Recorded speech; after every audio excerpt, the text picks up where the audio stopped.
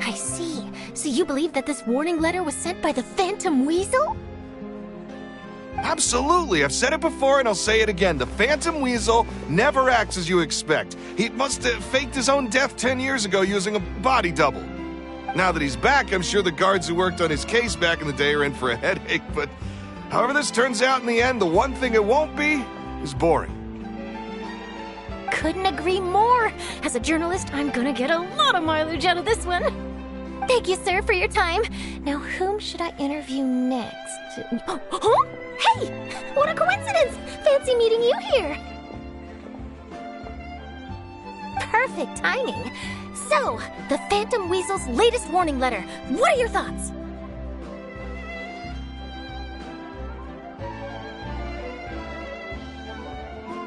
Yeah, this is the first time we're hearing of this one. Could you clue us in? Huh? Oh, sorry. Yes, this case is from a decade ago. I guess you wouldn't know about it. Well, not to worry. You're in good hands because I'm a professional. The story goes like this. 10 or so years ago, a phantom thief became active in the court of Fontaine. Known only as the Weasel, nobody knew his true identity, and the authorities never managed to catch him.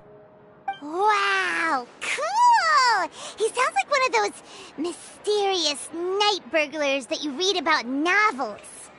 Precisely. Well, except the part where they actually have a good reputation.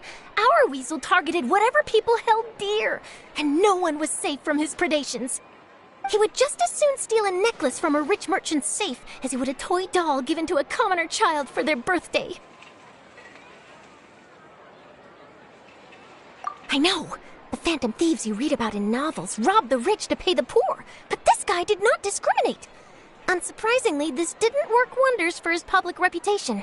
Every man and his dog wanted to see him behind bars. Yeesh. So, did they catch him? Not exactly. There's a good chance that the Weasel would still be at large to this day if it hadn't been for an accident 10 years ago. A magician named Caesar fell to his death in a botched high-altitude escape performance. When the police went through his personal effects, they found a hoard of stolen loot and gadgets used for criminal activities. And that was how the Phantom Weasel's identity was revealed to all. Sure enough, thefts in Fontaine went down after Caesar's death. But today, 10 years on, the notorious thief has once again issued one of his warning letters and pasted it on the gate of the Opera Epiclese for all to see. I had to squeeze through the crowd this morning to get a photo as soon as I heard. Here, it's this one.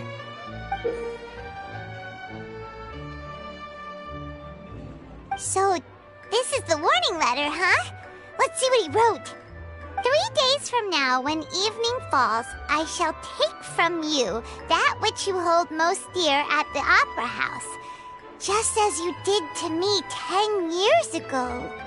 This is, without a doubt, a clear declaration of criminal intent. After years of laying low, the Phantom Weasel is back with a vengeance.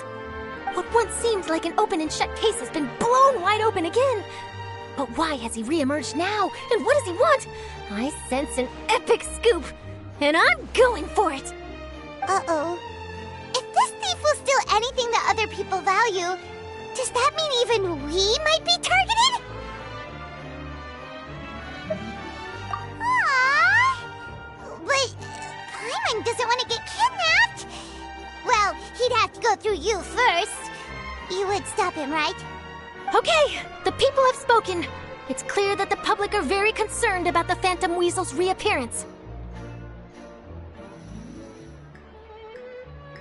Let's see, I've got a photo of the letter, my interview notes. Yep, that should be enough to form the skeleton of my article. It does feel like something is missing, though. Something exclusive. Who should I interview next? I need someone with a more concrete connection to the Weasel. Is that who I think it is? Lyney! Magic, magician, Caesar! The Phantom Weasel! That's it! Let's go interview Lyney! You see, the original Phantom Thief Caesar was a magician too! And what do Phantom Thieves and magicians have in common? They both have an air of mystery about them. Perhaps there's a connection there. Are you serious? What sort of a deduction is that? Oh, relax! My journalistic instinct tells me that an exclusive news story is beckoning. Let's go! No time for delay!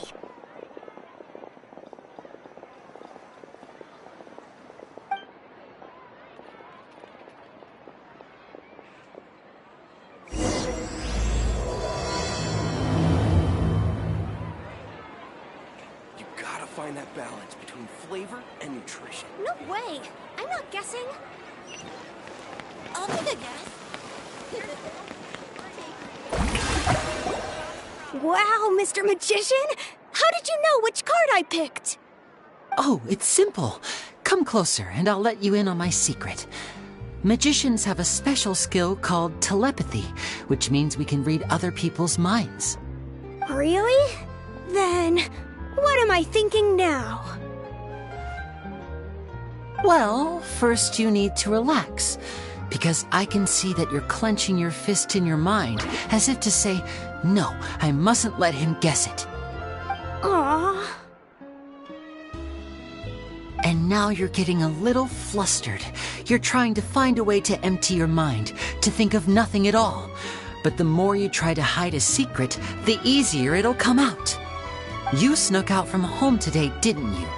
You told your family a little lie so you could come out and play. Now, that's not a good habit. You can tell? Oh boy, you really can read my mind. Of course. Oh, and that's the end of my performance. You should really be heading home. Remember to apologize to your family, all right? They must be worried about you. All right, got it. Bye, Mr. Magician.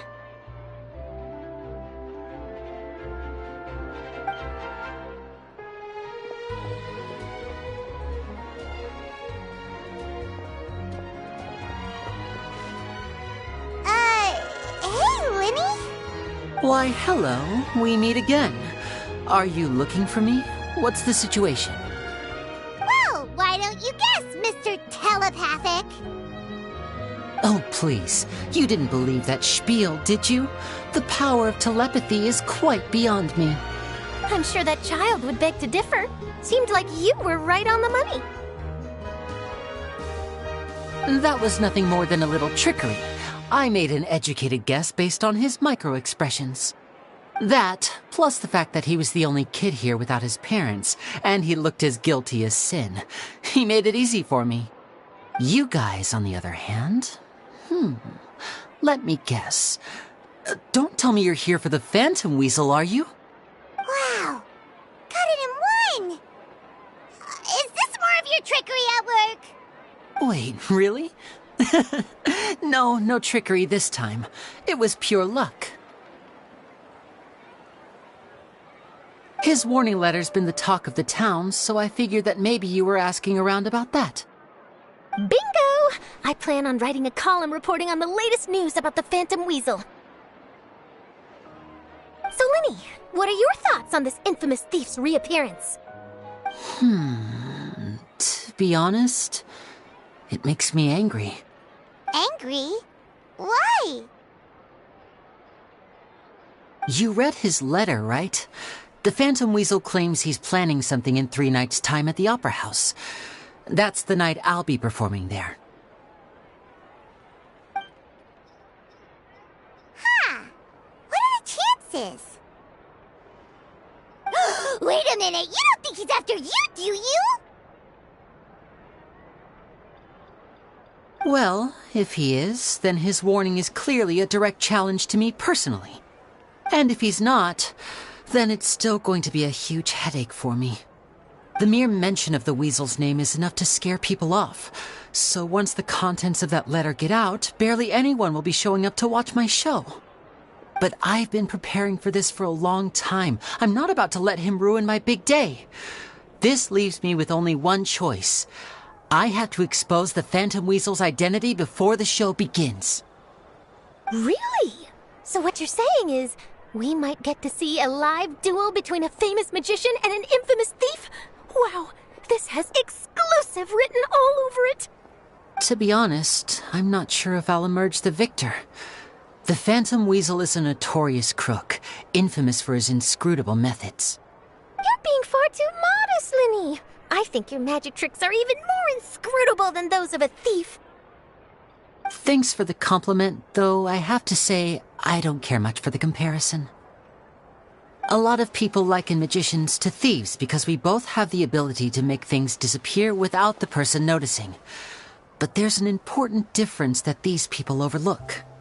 Allow me to demonstrate with a quick magic trick. Here, I have a flower, just an ordinary flower that was picked not long ago. Watch it carefully now. 3, 2, 1. It's gone! That's the question. Where did it go? Therein lies the difference between us.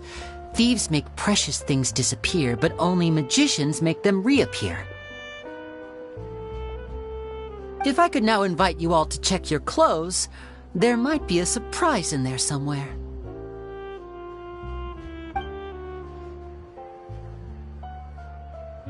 A surprise? Let me see!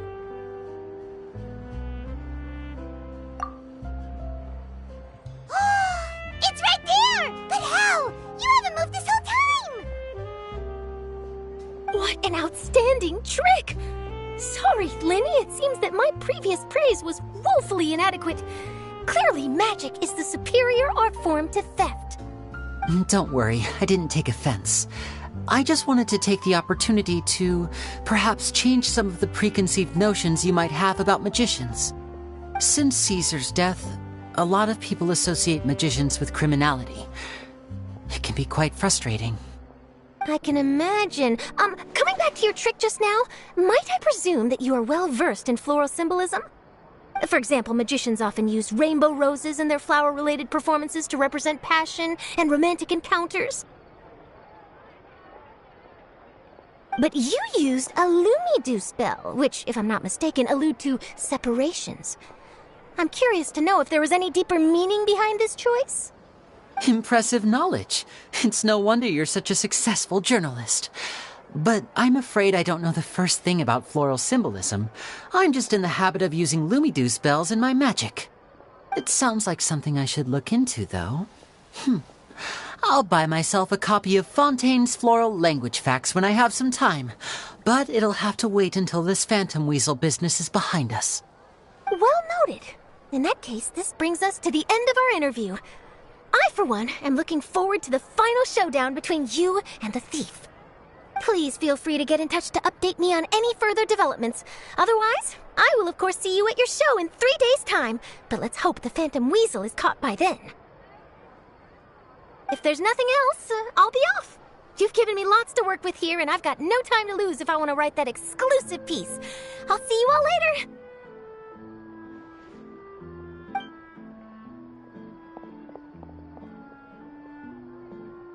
So, Lyney, are you gonna tell us how you did that flower trick now?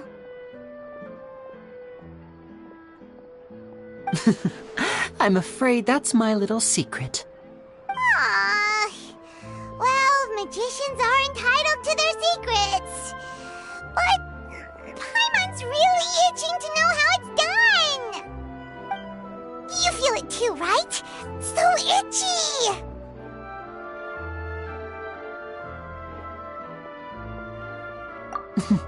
Not so itchy then, huh? Well, since you're so concerned, how would you like to serve as my temporary magician's assistants and help me investigate? Magician's assistants? Oh, that sounds fun! Assistants are technically magicians too! Also, it'll bring us one step closer to figuring out how that darn trick is done! Shall we go for it?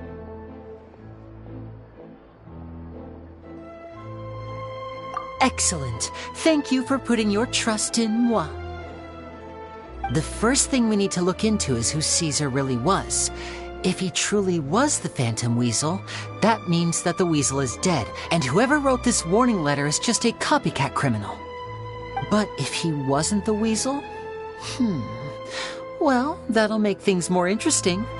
It would mean that the Weasel lives, and he's been laying low all this time in some corner of Fontaine.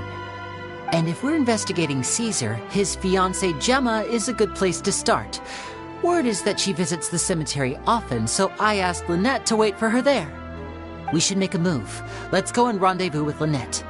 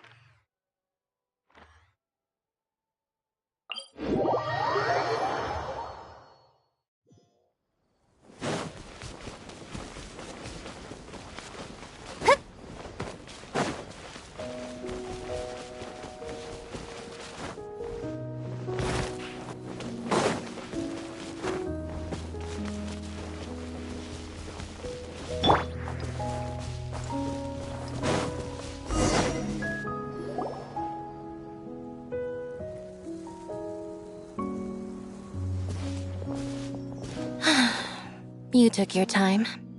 Sorry, I bumped into the Traveler and Charlotte en route, and we ended up chatting for a while. It's been a while, Lynette. We're working as Lyney's temporary assistants in the investigation of the Phantom Weasel. Thank you. It's good to have you helping. So, what's the situation? Have you seen Gemma? Nope. I've been here a while, and she still hasn't shown up. How bizarre. Maybe it was bad intel. Well, we won't get anywhere by standing around waiting. Traveler, Paimon, let's go ask around.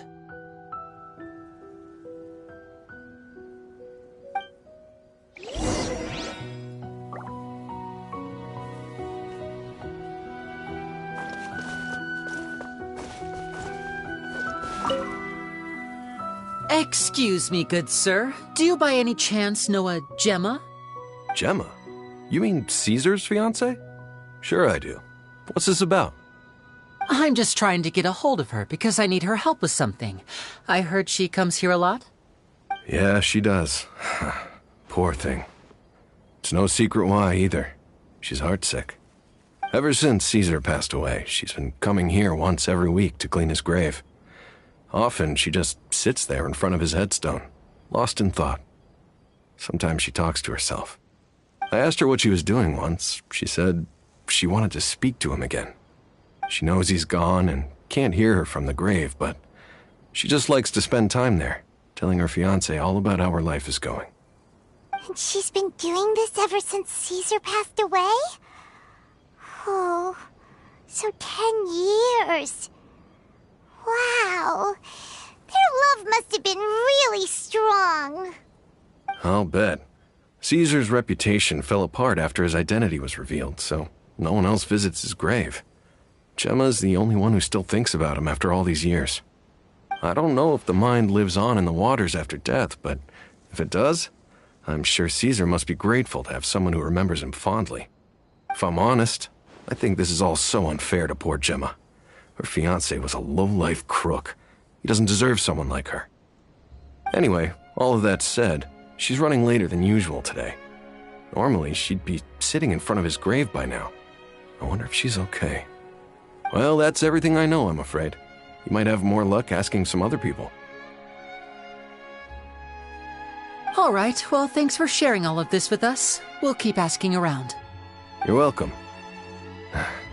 I just hope she'll be able to move on one day.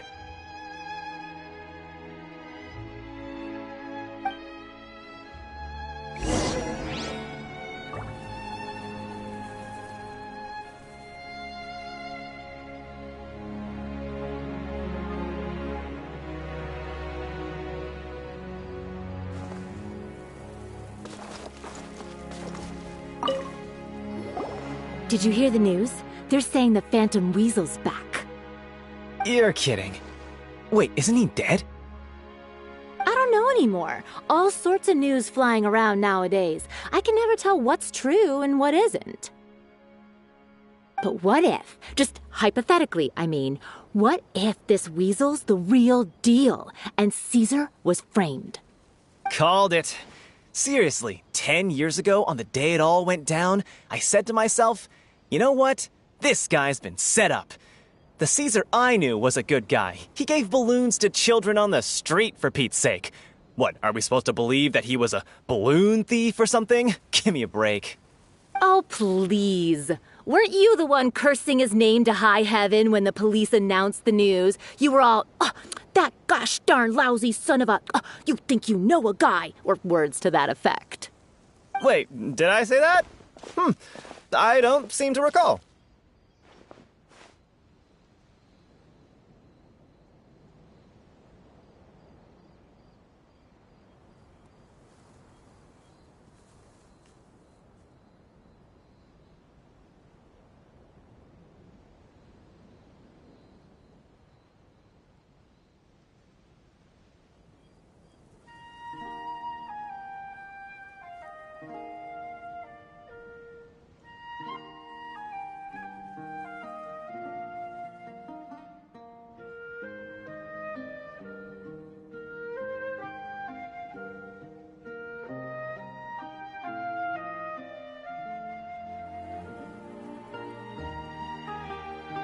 Hello there. Sorry for disturbing you, but I couldn't help but notice you were discussing the Phantom Weasel. We're actually quite interested in this topic as well, but we're struggling to get to the bottom of it. Do you think you could spare a moment to tell us a little bit about Caesar? You've come to the right people. Yep, I was there. Back when Caesar used to perform magic tricks on the street. He was a great magician. The best trick I ever saw him do was pop a transparent balloon, only for a whole bunch of doves to fly out from the inside. I was right up close and didn't blink or look away once, but for the life of me, I still don't have the faintest clue how he pulled it off. Really incredible stuff. I saw him perform too. He always used to bring some gifts along for the kids who came to watch his show, and he'd hand them out after he was done. Sometimes, he even got the kids to write their wishes down, and then he'd make the items on the wish list appear in his next show. Huh. He doesn't sound like such a bad guy. But after he died, there were also rumors that he used the wish list to find out what was precious to people, with the intent to steal it later. As I'm sure you know, the Phantom Weasel would steal just about anything from anyone. Whatever the case, now that the Weasel is back, Caesar's become a hot topic once more. I bet Gemma must be pleased. If Caesar's name gets cleared, maybe it'll finally give her some solace after all this time. No, speak of the devil. That's her over there. If you've got any more questions about Caesar, she's definitely the one to ask.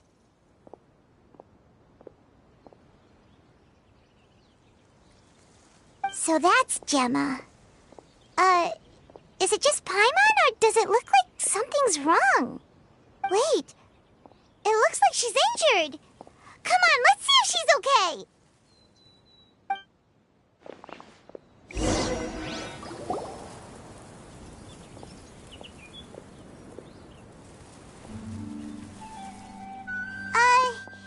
Hi there. You're Gemma, right?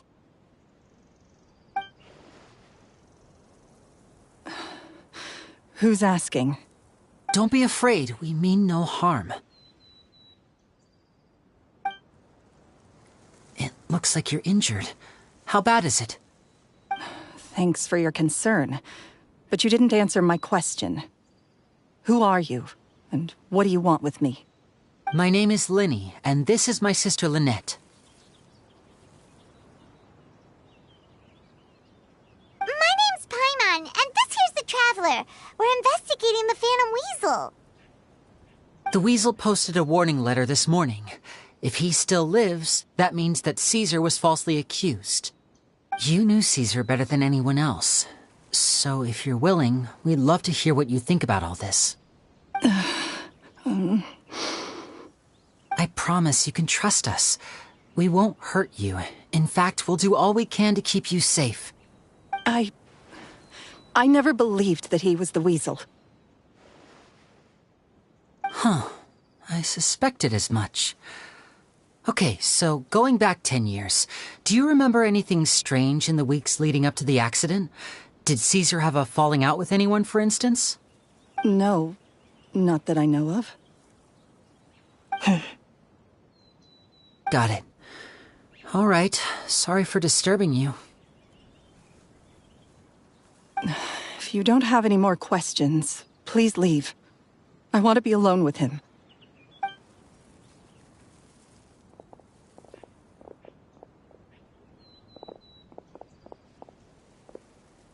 Judging by the look on her face, there's definitely something fishy about her. She's lying. She definitely knows something. That's fair. We're just a bunch of strangers who showed up and started questioning her about things that happened a whole decade ago. It makes sense that she'd be wary around us. In any case, I doubt we'll get any further here, so let's call it a day. Meet me outside Hotel de Boer tomorrow, and then we'll start the next step of our plan.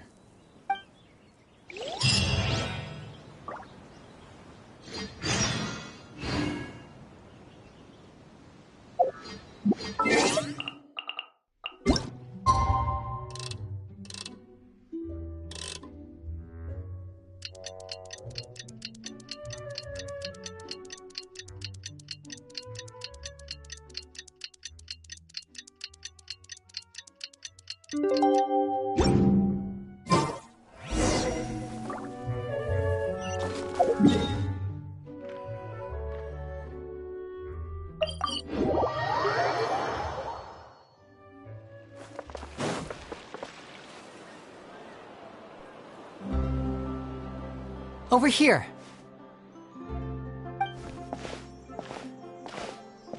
Lynette's not joining us today? I've had her follow Gemma and see if we can make any inroads with her. They should be at a cafe right now. Still, I don't think that Gemma's likely to open up to us. So, we need a contingency plan. Today, we'll be looking into a guy named Lorenzo, Caesar's former pupil and assistant. When Caesar passed away, all the stolen goods discovered in his home were confiscated and returned to their rightful owners. But Lorenzo was the only one privy to all his magic secrets, and he inherited his craft.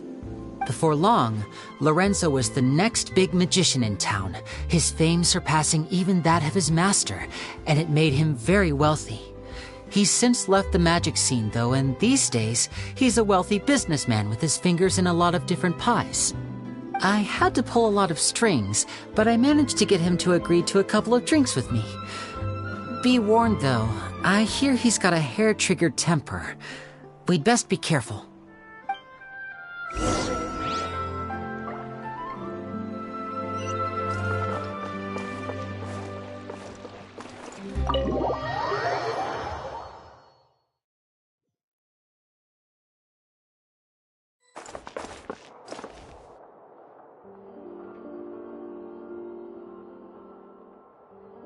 You neglected to mention that you were bringing 2 other people with you.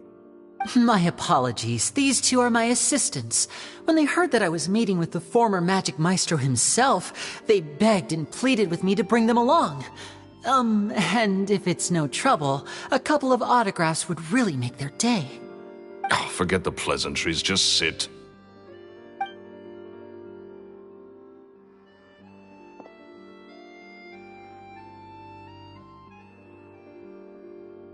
Get a load of this guy.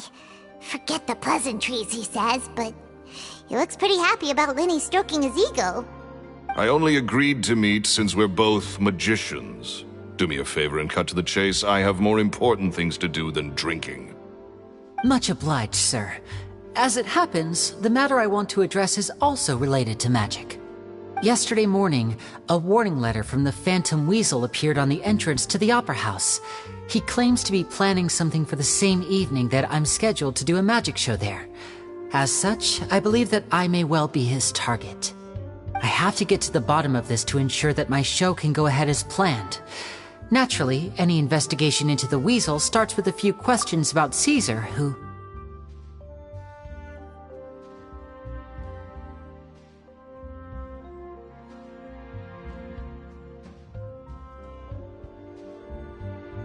What is there to investigate?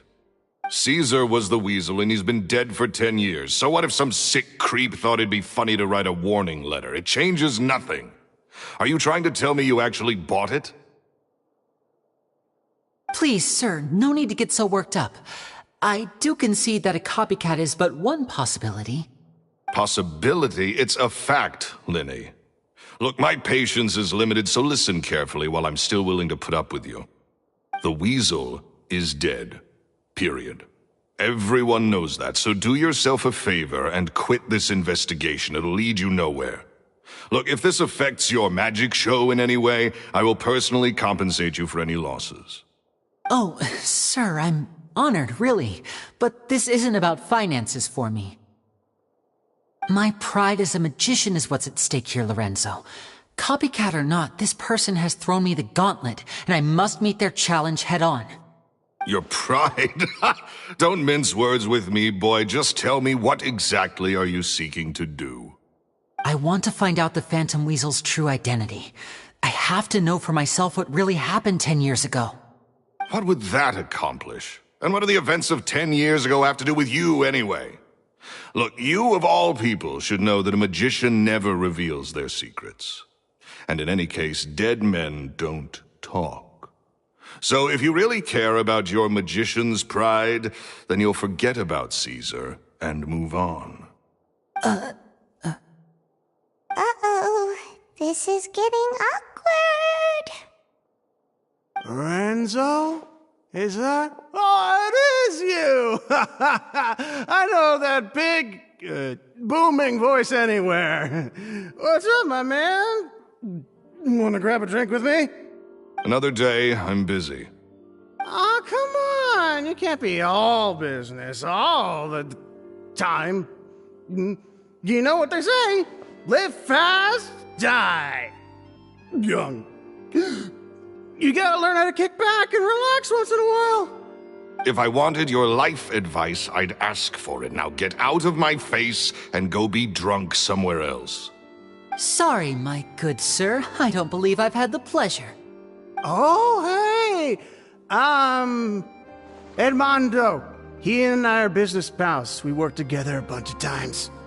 This is your first time meeting him? Oh, he's always like this. Foul-mouthed and hard-nosed. Never heard a kind word out of this guy the whole time I've known him.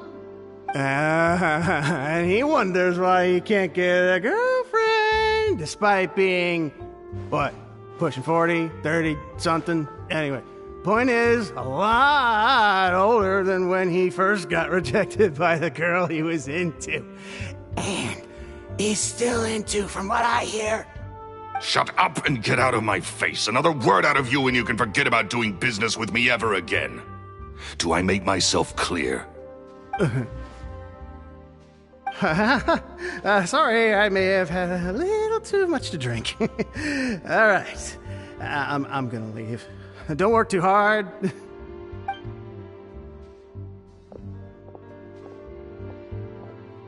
I think it's high time I made a move as well. If you really want to investigate this, Lyney, be my guest. But if nothing good comes of it, don't say I didn't warn you.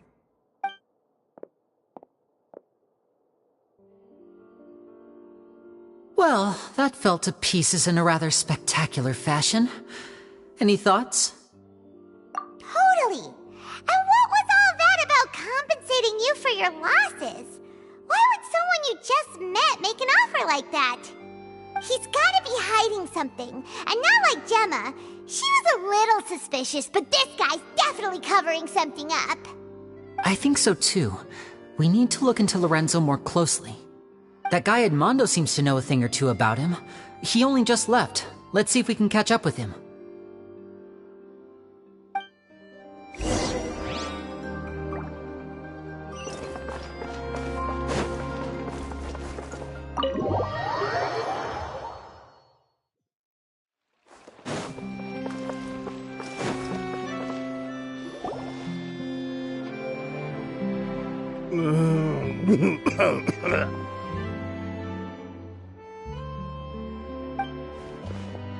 You okay there?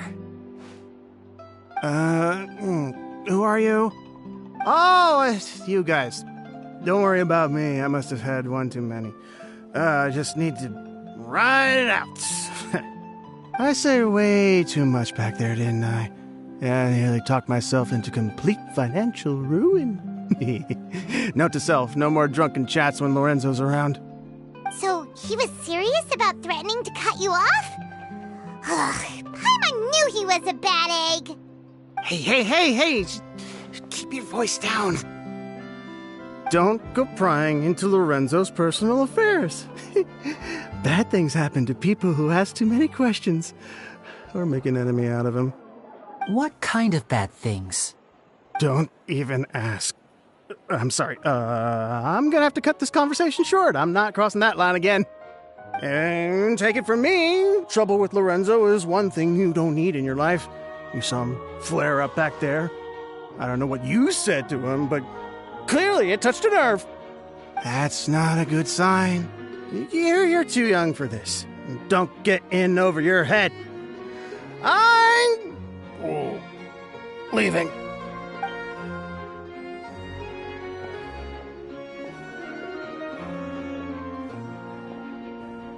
And there he goes. What do we do now, Lyney? Shh! I think we're being watched. Someone was listening in to our whole conversation. Don't say anything and don't look back. Any altercation in the city will attract the guards. We better take this elsewhere.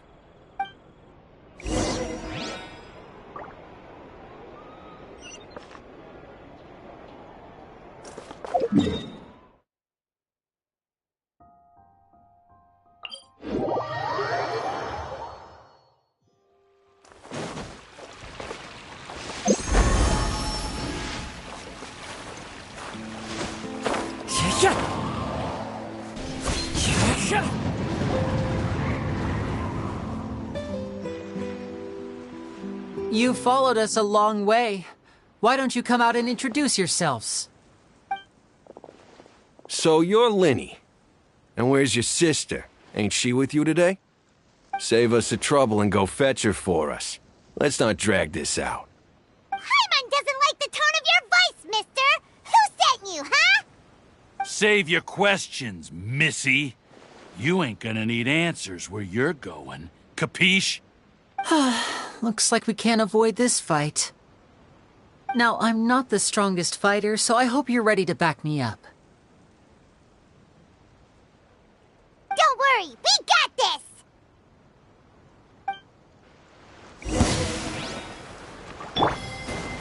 Bow your head.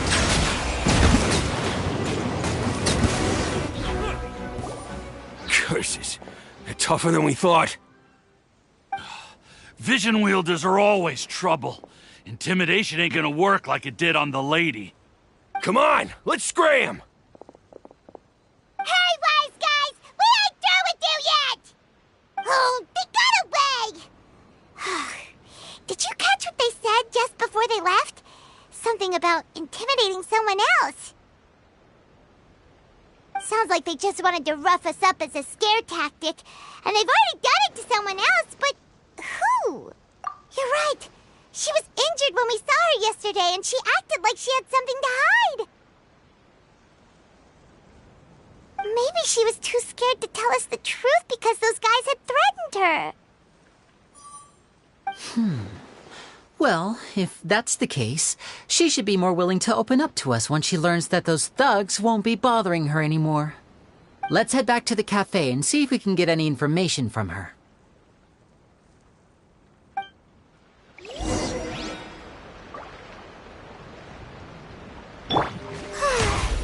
The show begins!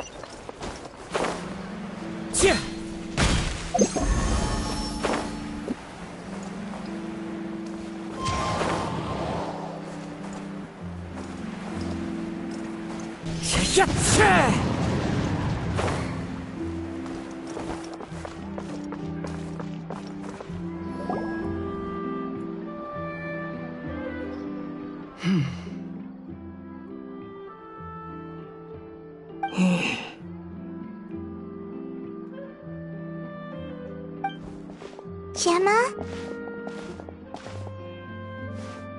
You again. What is it this time? We just ran into the men who've been threatening you, and we gave them a taste of their own medicine. So, you can relax now. We're here to protect you. What? Why? I didn't tell you anything. Why would they come after you? Sounds like they're no strangers to you. That's putting it mildly. I know them all too well, and I hate them with every fiber of my being. It's been 10 long years, and still every time I try to look into Caesar's death, they show up and warn me not to do anything stupid. How do I know I can trust you? Do you really think you can get to the bottom of it all? And why are you doing this? I'm afraid I can't reveal all the details just yet, but I can promise you this. I will expose the Phantom Weasel's true identity. Because you see, this is a personal matter of the utmost importance. I give you my word. Trust me. Okay. How can I help you? I've heard that Caesar used to have a magic workshop where he kept a lot of his personal effects. If possible, I'd like to take a look at them. Do you know where it is? The Fleuve Sonde. But the place was sealed up by the police after his death, and no one's been there since. I also know that the Fleuve Sonde is dangerous territory. Lots of hostile groups lurking around. If you're serious about going there, please be careful. Understood. Lynette, you stay here and take care of Gemma. Don't let her come to harm. Got it. But if I'm staying here, I'm ordering dessert. I mean, bon appetit. But stay sharp, too. They're likely to come for you while I'm away. Okay. All right. Power saving mode off. I'll start taking this more seriously now.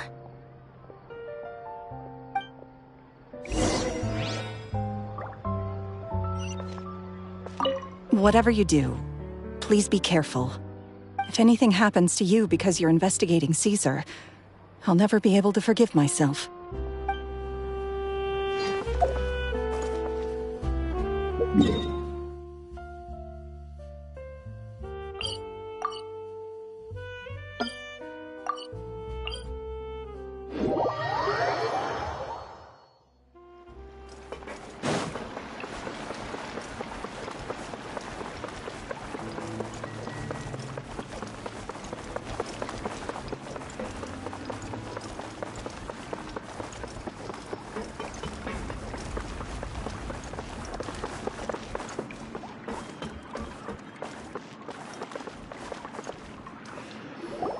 If Gemma gave us the right location, then the workshop should be right nearby.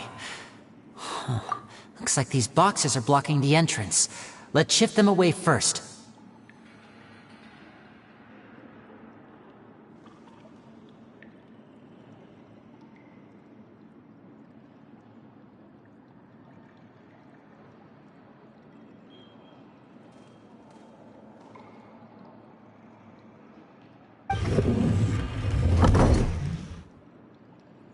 There we go.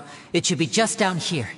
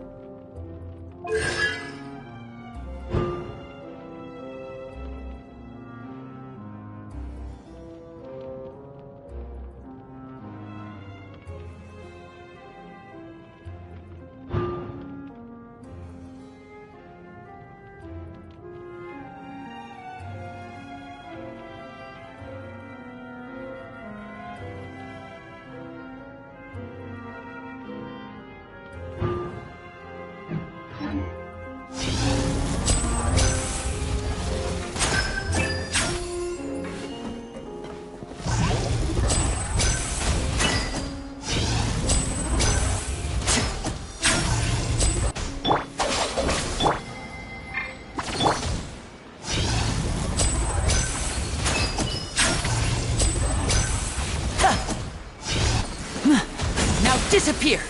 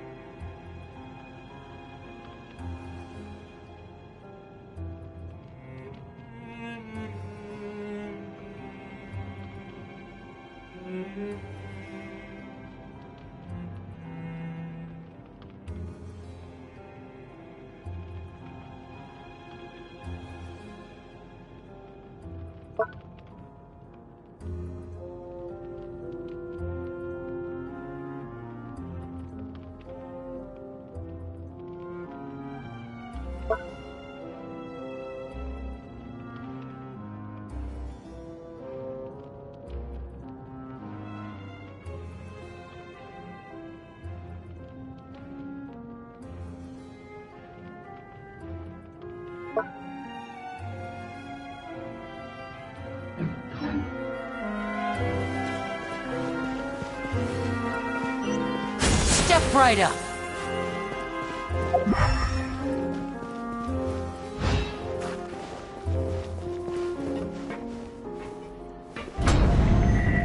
So this was Caesar's workshop. Nothing suspicious here, just normal magic class. Let's head in further.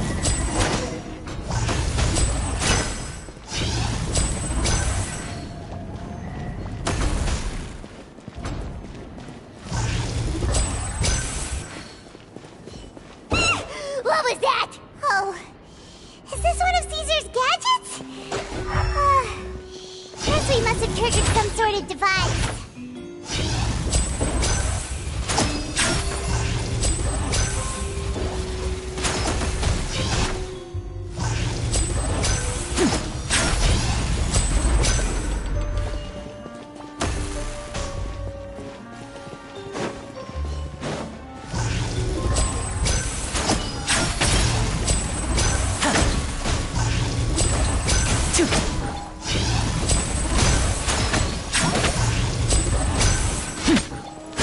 Disappear!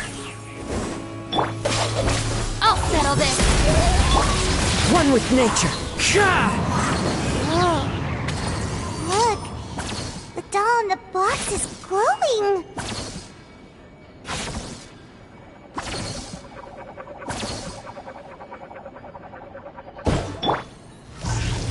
There's something written on the card on this doll!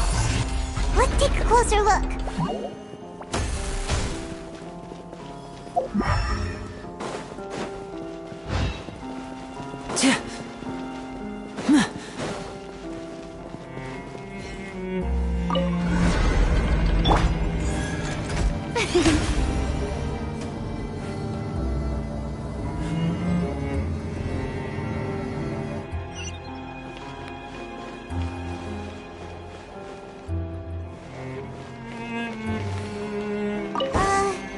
These magic boxes are moving.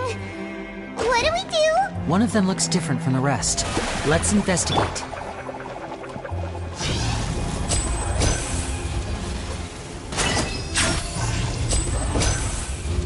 Got it. We're supposed to find the box that lit up at the start, right? There should be another wish list inside. Let's keep trying.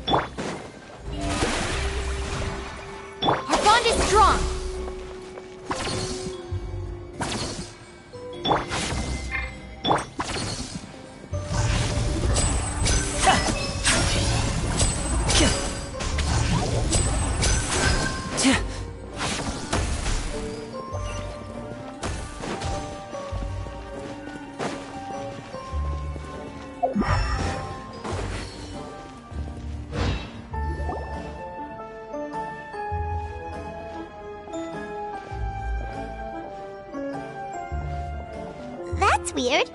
Have we reached the end already? There's nothing here. Maybe this was a wasted trip. This place seems a little too ordinary for a magician's workshop. There's a distinct lack of mystery. We've triggered quite a few devices on the way here. I'm starting to wonder whether Caesar built this whole place as one big, elaborate magic contraption. If so, then there must be more to this place than meets the eye. Maybe a hidden room somewhere. Aha! If I just move this book, then hopefully... and... presto! A secret passageway! How did you know? I'm a magician too, and apparently great minds really do think alike. Looks pretty big inside. Let's head in and take a look around.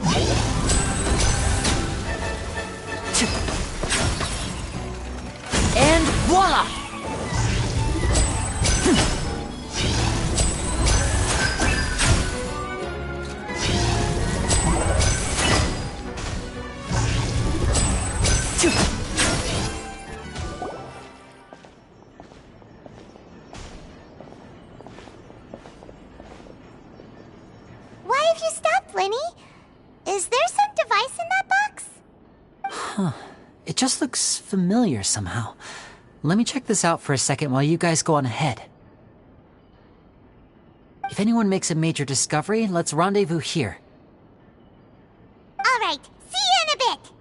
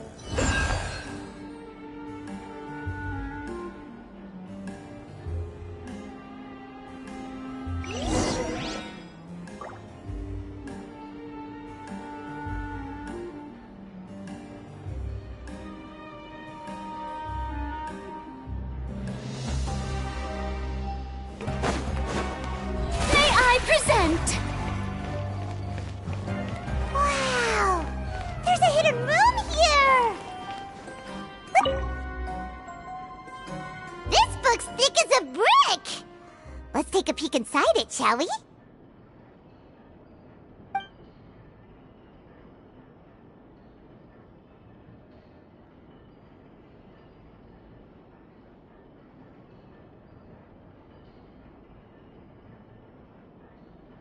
At one of my shows a few days ago, a child asked me how I pulled candy out of my hat. As a joke, I told the kid that the hat has a built-in wish-granting machine. Next thing I know, today a whole bunch of kids were pestering me to pull all sorts of things out of the hat. So I told them another white lie. The machine needs time to power up, but in the meantime, you can write your wishes down. Well, they took me up on that offer, enthusiastically. As I write this, I've only just got back from running around all over town, buying the things they wanted. Boy, are my legs sore. I wound up saving very little this month, but that's not a major issue. I now have a bigger problem. How am I going to hide all these things inside my hat?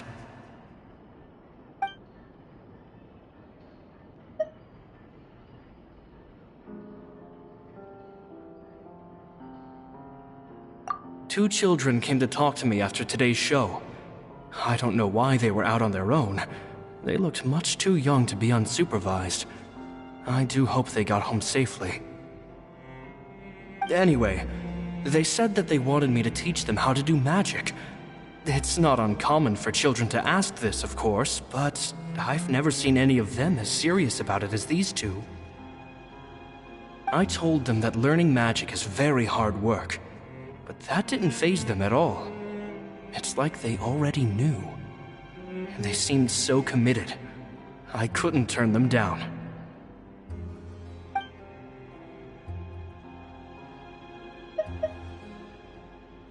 It seems like something's bothering Lorenzo lately, but he won't open up to me about it.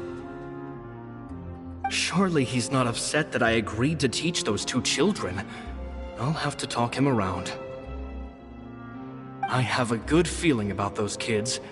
They're naturally talented, and it seems like they're not new to the world of magic. They have all sorts of fantastic ideas. All I'm really doing is helping them develop a more professional standard training plan. They wanted to call me Master, but I told them they absolutely mustn't. Any magician worth their salt could have taught them what I have. They're the geniuses here. Compared to them, I don't deserve to be called any sort of master. With time, I have no doubt that they could become far greater magicians than I. My only concern is why they're so mature for their age. I fear they've had to grow up too fast. I don't dare to imagine what they must have been through. Gemma thinks so too. She doesn't like being around them. Says that their eyes are too piercing. They don't bother me, but then again, I've never been the sharpest tool in the shed.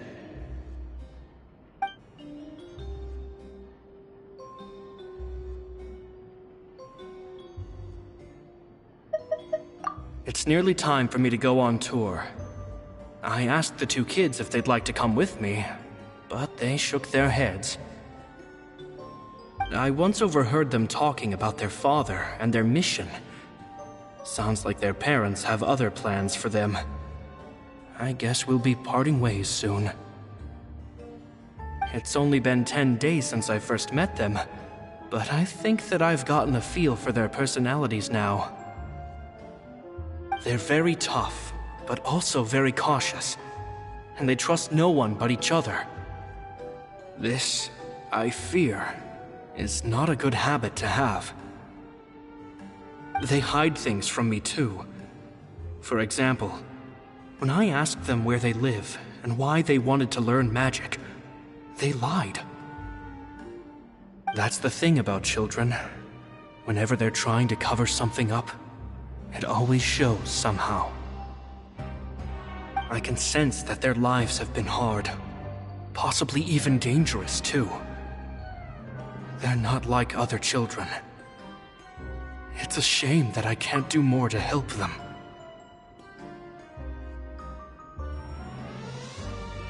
after thinking things over, I decided to tell them a bit about how I see the world. It's full of lies and falsehoods, and that is why we must find our own truth. P.S. I hope they won't find my nagging annoying. Children are so opinionated nowadays. Will it do them more harm than good for someone they've only known 10 days to lecture them like that? P.P.S. Maybe I'm overthinking this.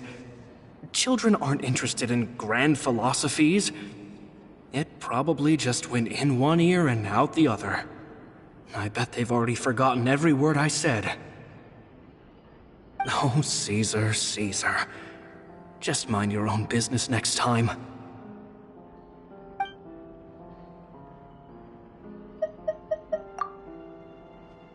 Two magic geniuses with a father and a mission, huh?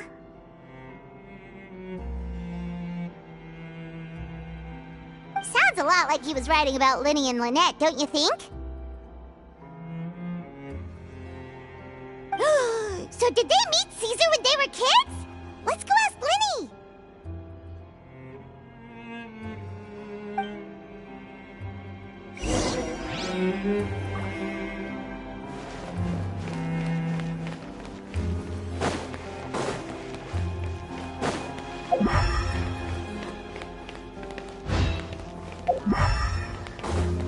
Yep.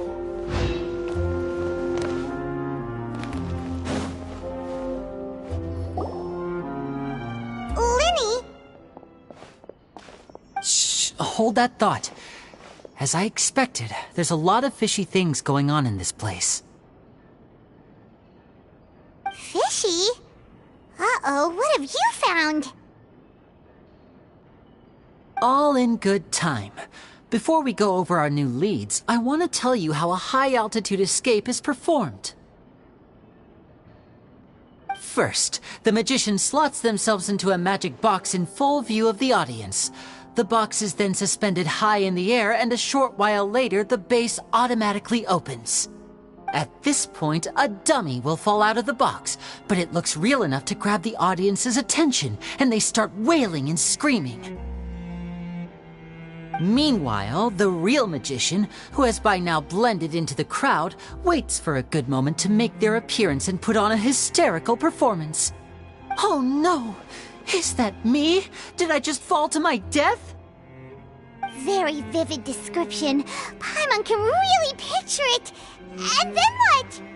The audience's gaze then turns to the magician, and by the time they realize what's happened, the dummy has vanished, as if everything that just happened was some sort of shared illusion.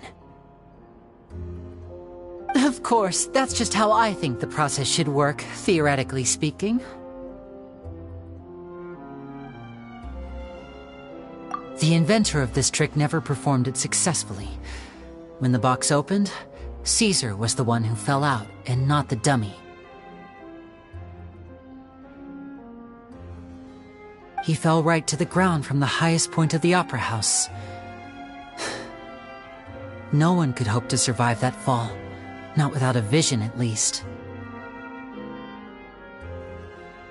And no one else has ever attempted this trick since. My understanding of how it works is just based on what I could gather from his notes and the relevant gadgets here in his workshop. So Caesar's famous high-altitude escape has never been done, huh?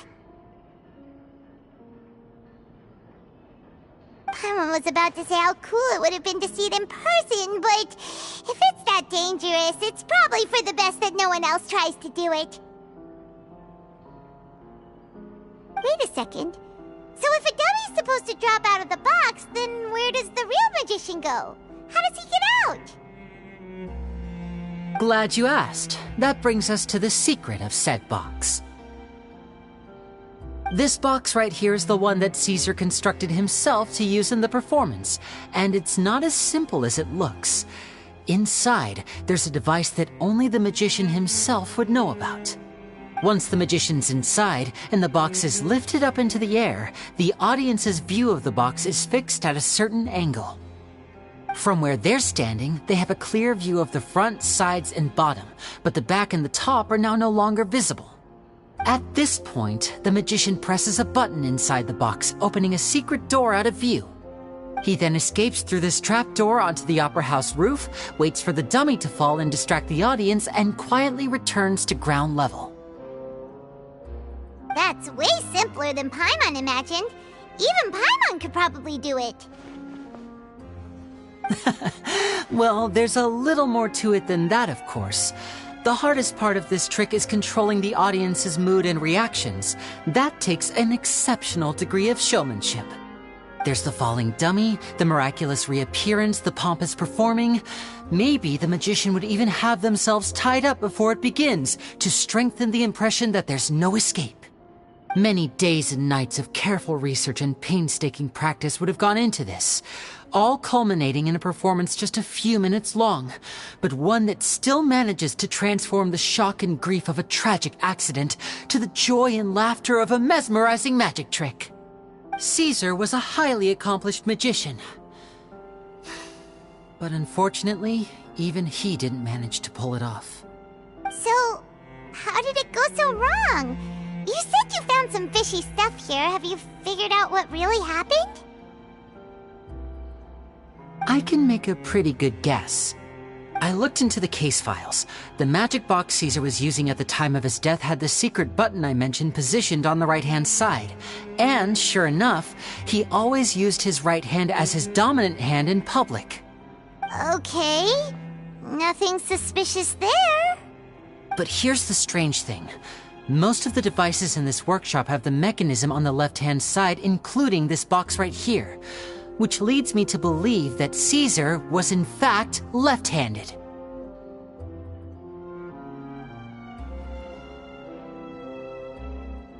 Because a magician can't afford to have their most basic habits stand out too much. People naturally focus their attention on the most important details of the task or situation at hand. But a magician needs to be able to redirect an audience's attention at will so as to avoid arousing their suspicion. The essence of magic is getting people to believe a lie. If even the truth raises eyebrows, the falsehoods become all the more difficult to mask. And so, Caesar trained himself to use his right hand to align with his audience's expectations. Great magic always requires sacrifices. But in his most stressful and nerve-wracking moments, and when no one was watching, reflex would kick in and he'd use his left hand. That's why he set his gadgets with the mechanism on his left. Exactly. I think that's likely what happened. Caesar would have been under a lot of time pressure during the escape. He'd have had mere seconds to open the hidden compartment, retrieve the dummy, then open the secret door and make a swift escape. But I'm sure he was confident. He would have rehearsed countless times to the point where it was second nature. He'd barely need to think about what he was doing because muscle memory would guide him through. So he opened the compartment, took out the dummy, checked everything was in order, and then went to leave. With his left hand, he reached for the button, and suddenly, his heart skipped a beat. It wasn't there.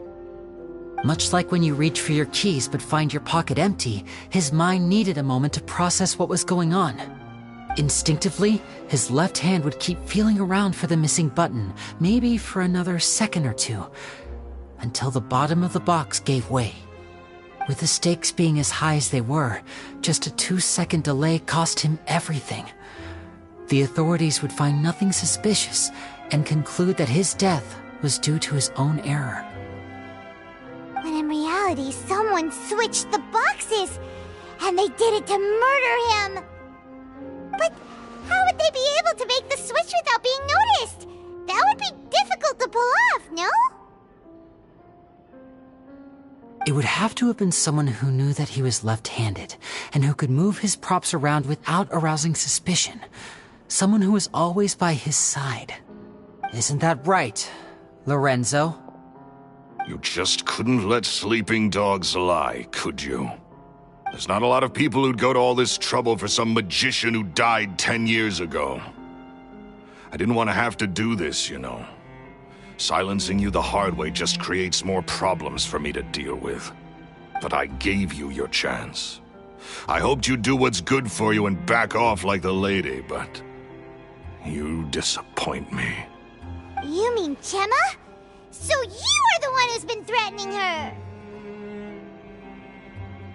Yes, although however stubborn she might be, she was never much of a liability. But you people, you never even knew him, but for some reason you just wouldn't drop it. Which is why you can't leave this place alive. Take them out, and make it quick. Do your worst!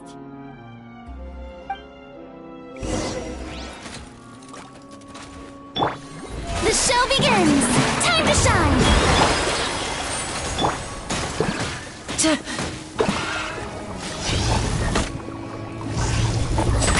Now disappear!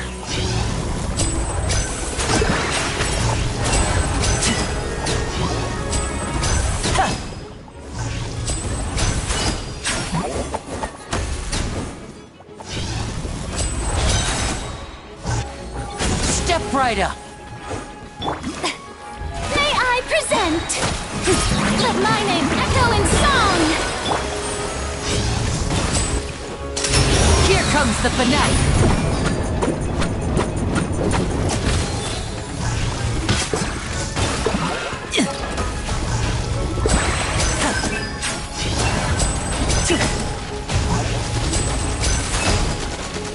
Now disappear!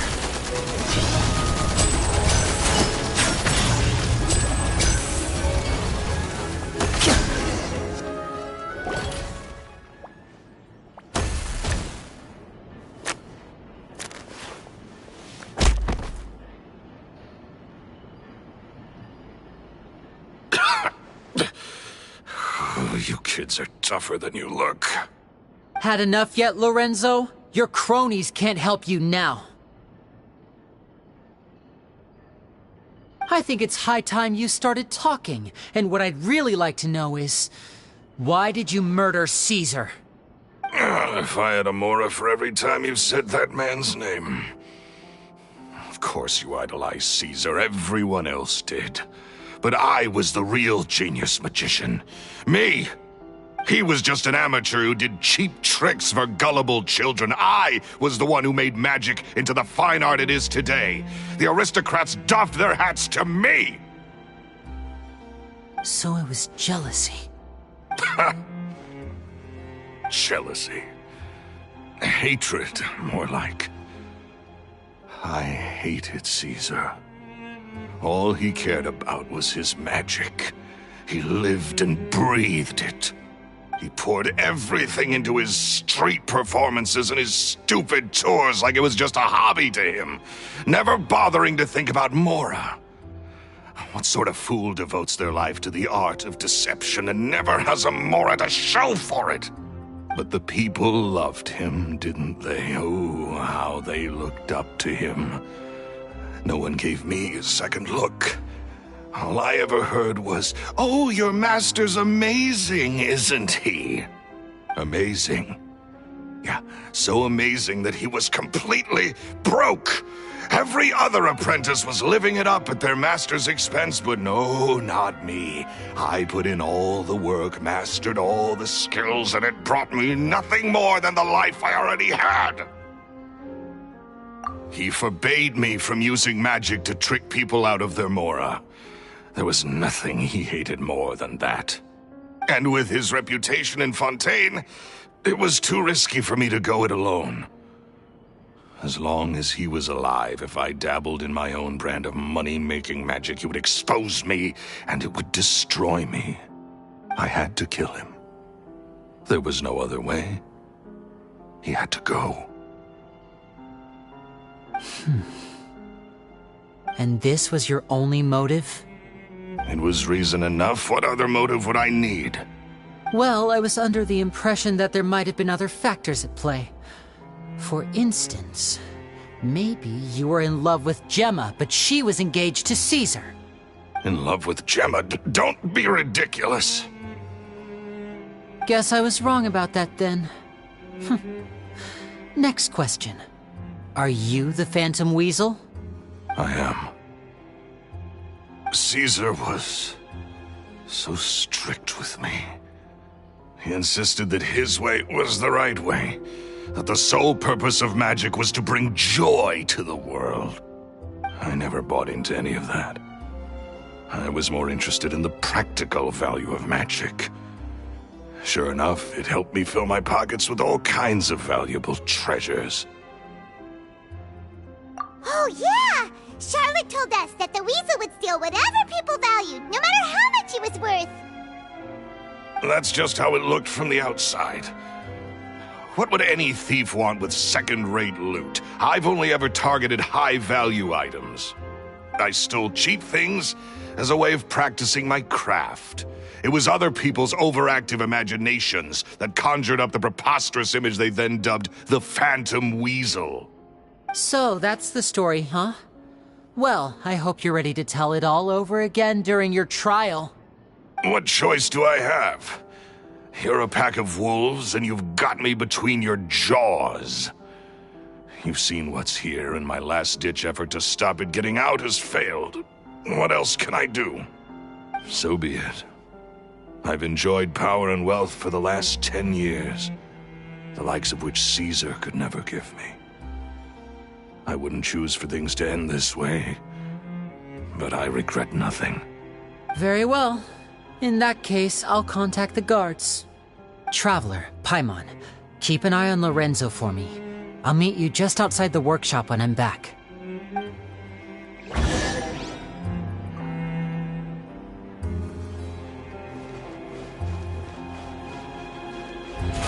How brilliant! At least I can finally stop looking over my shoulder now.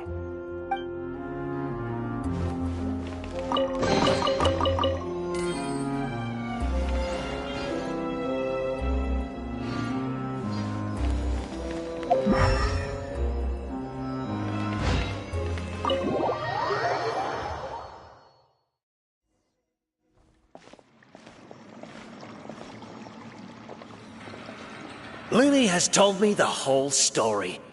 Lorenzo, do you confess to the murder of Caesar and to framing him for the Phantom Weasel's crimes? Look who's finally developed a conscience.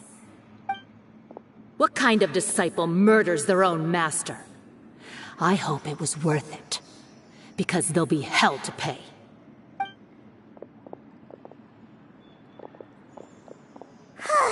Looks like it's all over. What should we do next, Lyney? Should we start preparing for your show? Let me think. Let's rendezvous with Lynette and Gemma first. With Lorenzo in custody, Gemma will no longer have to fear for her safety. Good point! We should go tell Gemma the good news right away! It'll give her some peace of mind for sure!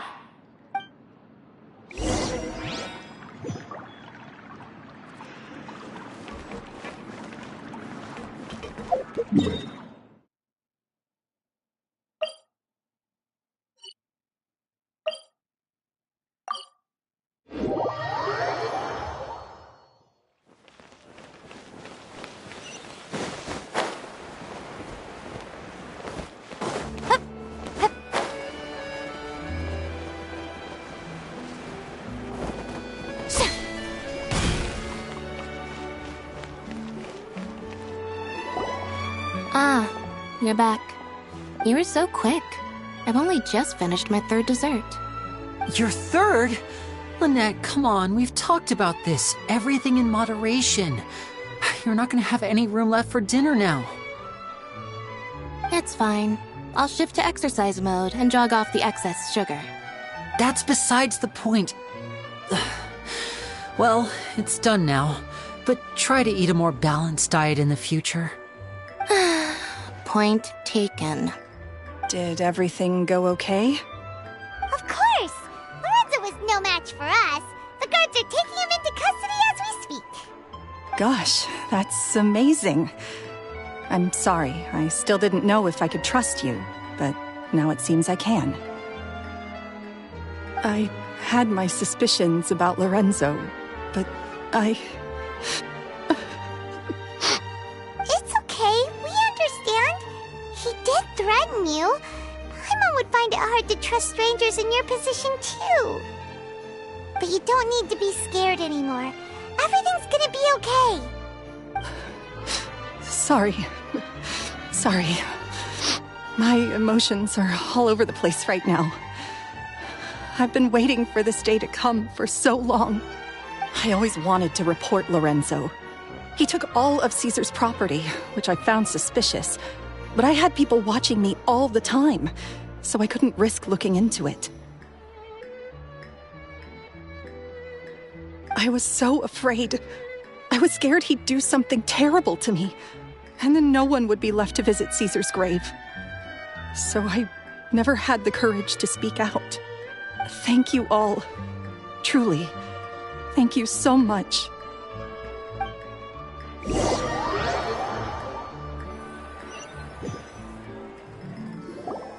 Thank you all for clearing Caesar's name. I never would have guessed that Lorenzo was the real Phantom Weasel.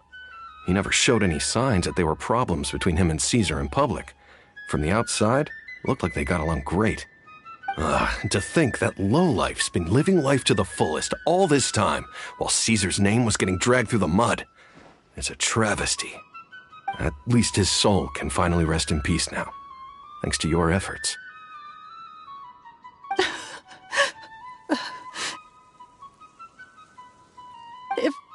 If only I'd realized before it was too late. Don't blame yourself, Gemma. This isn't your fault. Yeah, you still have the rest of your life to live. Caesar wouldn't want to see you spending it feeling guilty. Cheer up, Gemma. My brother's doing a magic show at the Opera House tomorrow evening. Would you like to come along? It might raise your spirits. This show will be a special one. We're holding it in Caesar's honor. In Caesar's honor? Really? Oh, thank you. I'll be there. Great. We'll see you tomorrow evening. Traveler, Paimon, don't be late. Don't worry, we'll be there. No way are we gonna miss out on a free magic show. Wait, Paimon feels like we're forgetting something. Oh yeah, Caesar's diary! We never found out if the two kids Caesar taught magic to were Lyney and Lynette or not. Lyney changed the topic back at the workshop, so we didn't get a chance to bring it up. Oh well, guess we'll just have to ask Lyney tomorrow evening.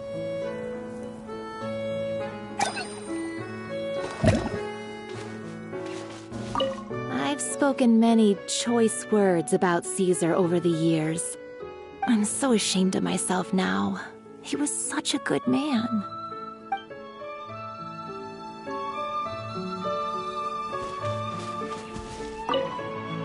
I can't believe Lorenzo was intimidating Gemma all this time.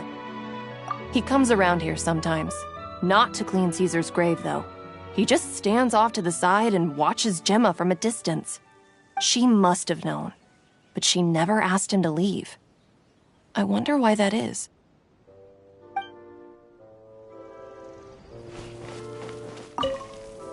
It may take some time, but Caesar's reputation will be restored now that the real culprit has been captured.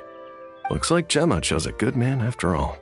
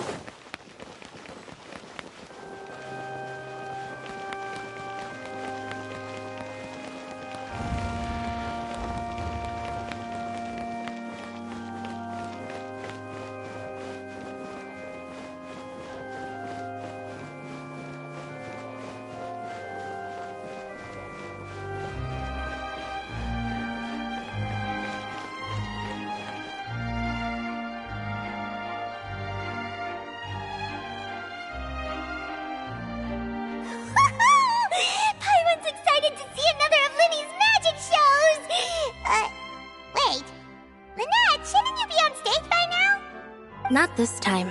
My brother's going solo today. So, I'll be watching with you. Good evening, ladies and gentlemen. I hope everybody's ready because the show is about to begin. The great magician Lyney has prepared a spectacular show for us all tonight, concluding with an all-new grand finale that no audience has ever seen before. Wow! A new trick! Thank you all so much for coming. Now, prepare to join me on a journey through the mystical and miraculous.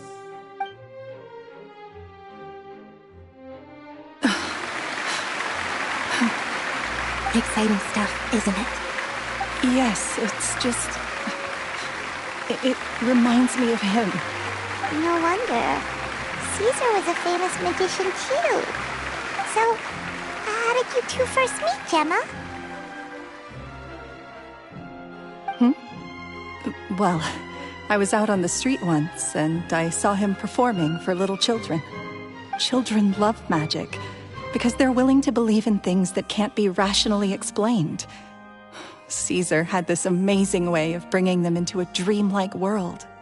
And somehow, I felt drawn to him too. So I went up and asked him to do a trick for me. Aw, that sounds so romantic. What trick did he do? It was with a flower. He took it in his hand, snapped his fingers, and it magically appeared on my head. I was so happy that day. No one had ever given me a flower before that. Oh, that's so cute! Actually, now that you mention it, Lyney's done that one before. Is that right? Then I suppose he's a romantic at heart, just like Caesar. So let's treasure the time we have with him. After all, you never know when the people dearest to you might be gone. That's right. It's all over now. Paimon doesn't really know how to comfort you, but at the very least, no one's gonna be intimidating you from now on. You can breathe easy at last, right? Right. Yes, you can breathe easy now, Phantom Weasel. See? Even Lynette says... Wait, what? The Phantom Weasel? Lorenzo escaped? Where is he? What do you mean, Phantom Weasel? As Lyney once said, a performer's job is to commit fully to their role and put on a flawless performance for their audience.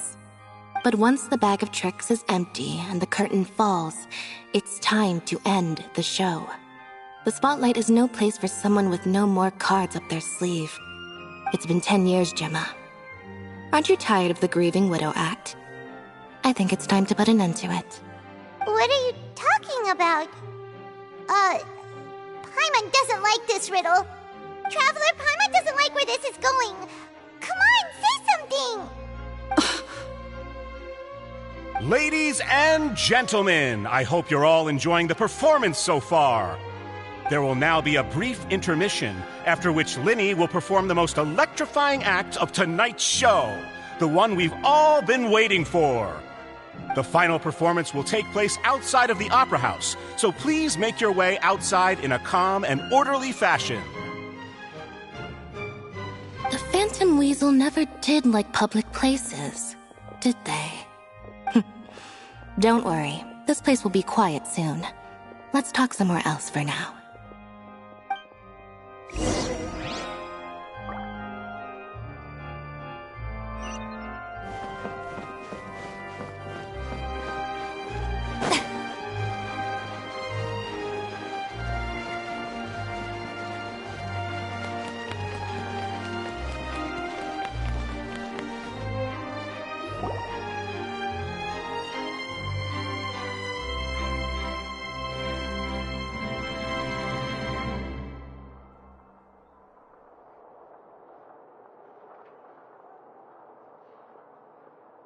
Dear me, this is awkward, isn't it?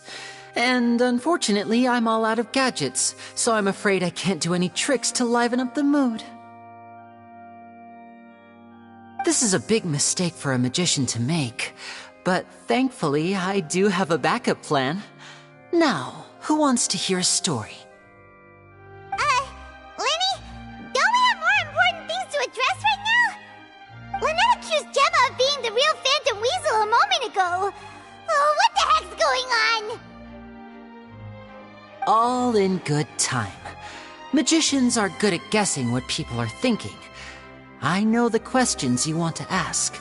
And as it happens, the story I'm about to tell might answer a few of them. Really? Well then, let's hear it! Paimon's dying of curiosity here! Let's go back to the very beginning. A decade ago, when the Phantom Weasel was terrorizing the court of Fontaine. She never missed a target, never left a trace, and no treasure was safe from her thieving hands. But as her infamy grew, so did the readiness of the police, and her opportunities to act became ever fewer. Every day, she ran the risk of being exposed for who she was. Of course, she could not simply take this lying down, and before long, she found her ticket to freedom. She would create a scapegoat, a false weasel to close the chapter on her behalf. After weighing her options, she set her sights on a renowned magician, Caesar. After all, magic and theft shared enough similarities for people to buy the story when the truth came out. So then what? Being the master deceiver she was, the weasel easily earned Caesar's trust. Now all that remained was to frame him for her countless crimes. But as she was considering how to make her move, she noticed Caesar's aggrieved pupil, and a new thought entered her mind. Maybe I don't need to get my hands dirty after all. At her encouragement, Lorenzo tampered with Caesar's magic box, causing him to fall to his death. Afterwards, Lorenzo seized his master's property, and the weasel set about tarnishing Caesar's reputation. Two co-conspirators committed the perfect crime.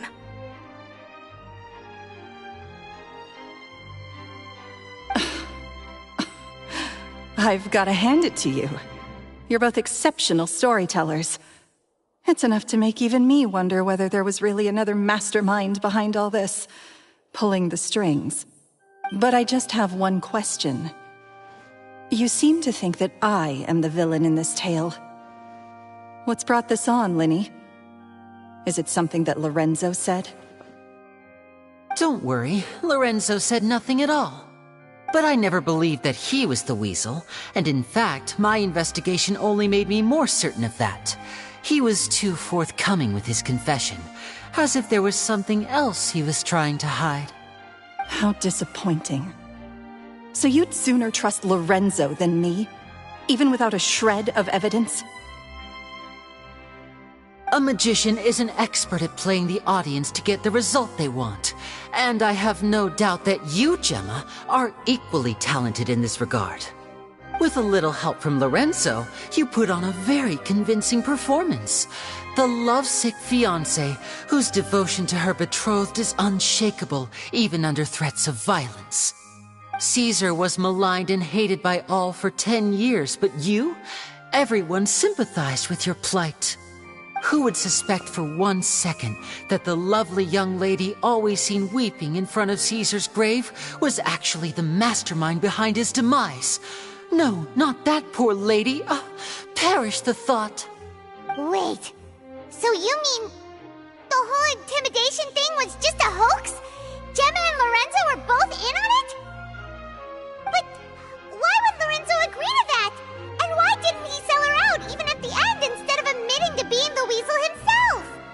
Yes, why indeed? Maybe Gemma herself could enlighten us on that question. Well, Lyney, if you're so confident in your version of events, then I think the answer should be obvious.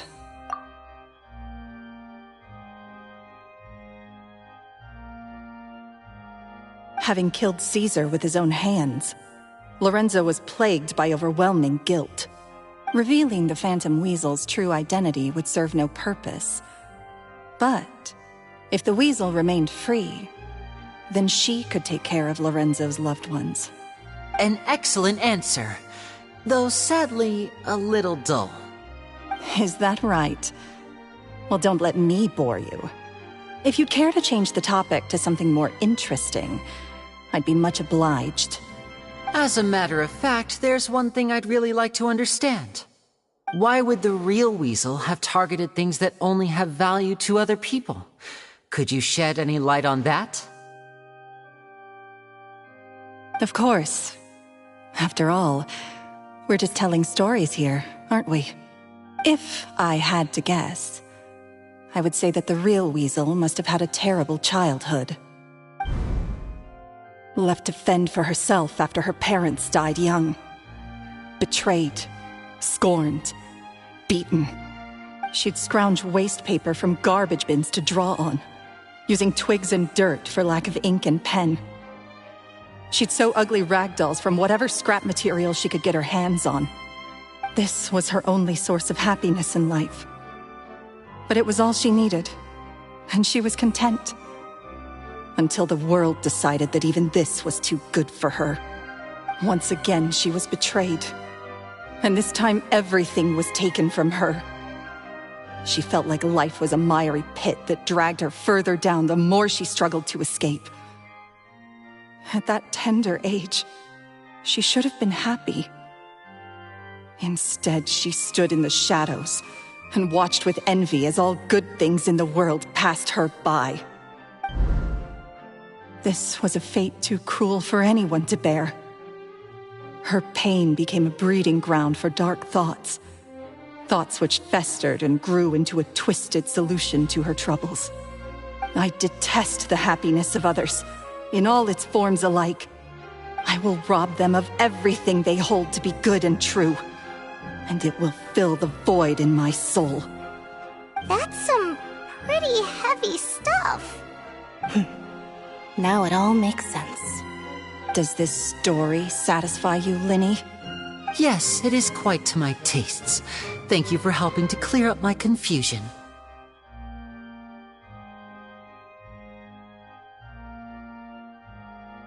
Huh.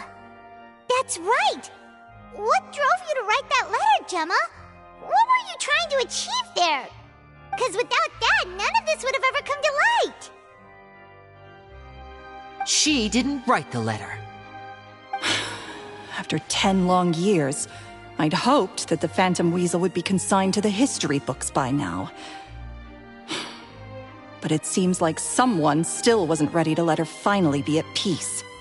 Lyney. Or should I call you the Phantom Copycat now? You were the one who posted that letter outside the Opera House. But why?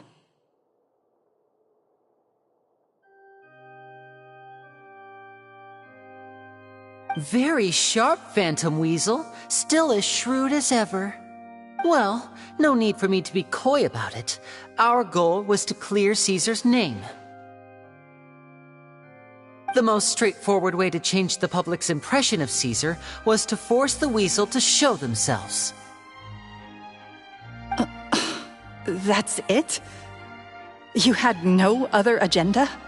Of course we did. We made it quite clear in the letter, I believe. I shall take from you that which you hold most dear, just as you did to me 10 years ago. 10 years ago? You mean Caesar's death? You met him? Wait. Oh, I get it.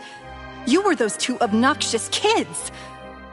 It's been so long, and you're all grown up now. I didn't recognize you. He taught you magic back then, didn't he? For what, 10 days or something? And you went to all this trouble. Why? Because you feel like you still owe him something? We remember all our debts, however great or small. 10 years ago, Caesar's reputation was torn to shreds, and his legacy was thrown out. 10 years on, and no one cares what the truth is anymore. But we did not forget, and so we came to find you. And? What exactly did you take from me? I'm still standing, as you can see. Lorenzo has admitted to everything. I'm free. Free? Do you really think so? Caesar once told me that even though the world is filled with lies and falsehoods, we must find our own truth. I think that applies to you too. Truth can take many forms. Prized possessions with nostalgic value, fervent hopes and dreams, and irreplaceable people. Life took many things from you, and those wounds never healed. When they ached unbearably in the dead of night, stealing became your way of numbing the pain. What are you trying to say? I'm saying that for the last 10 years, you've been living a rather uneventful life. Perhaps that's because you found something other than a life of crime to fill the hole? Back to Lorenzo for a second. He murdered his own master, played along with your act, and took pains to make sure any suspicion would be directed towards him. But what did he have to gain from all that? He knew who you were and the things you'd done, and despite that, he was willing to give everything up for your sake. He's the reason that you haven't felt the compulsion to steal in all these years. You're more than just accomplices in murder. You're the only real friends each other has. So I think you know, deep down, that he is the only truth you have in your life. But that truth is gone now, and I guarantee you, you'll never see it again. Congratulations on your freedom, Gemma. Your freedom will cost you dearly. From now on, you'll be all alone in a world full of lies and falsehoods. I do hope you'll be able to bear it. You've still got a long life ahead of you after all. Gather round, one and all. The time has now come for the amazing Lyney to perform his final act in tonight's show.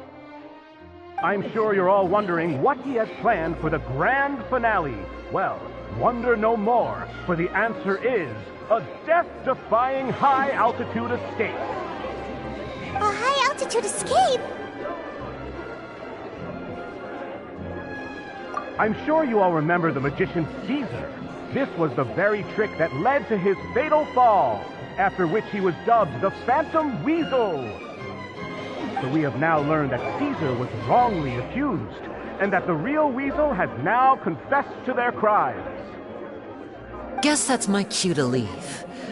Whew. I've been practicing this one for ages now, but I'm still a little nervous. Traveler, Paimon, I hope you enjoy the rest of the show. There may be a lot of people watching tonight, but you alone are my true witnesses.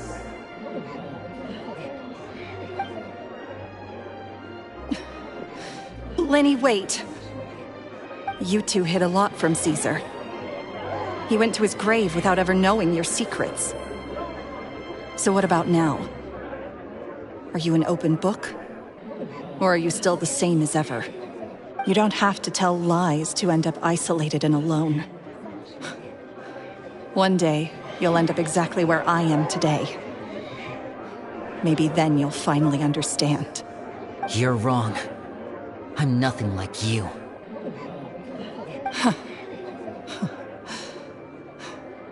So, what are we, doing now?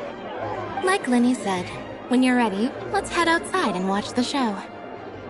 But what about Gemma? She'll figure out what's best for her soon enough. Oh, and if you'd like to see Lyney after the show, you know where he'll be. The usual haunt. All right. Well, let's go and watch Lyney's finale then. This trick's a pretty dangerous one, but he should be able to pull it off, right?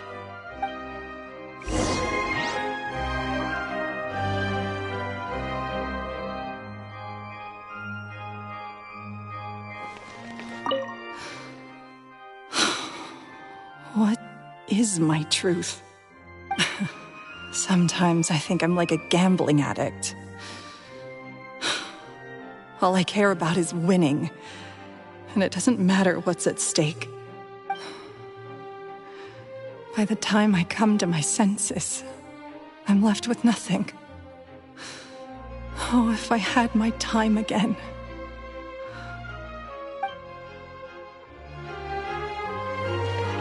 Magicians are not like thieves. Thieves only tear things apart. But good-hearted magicians, they put things back together.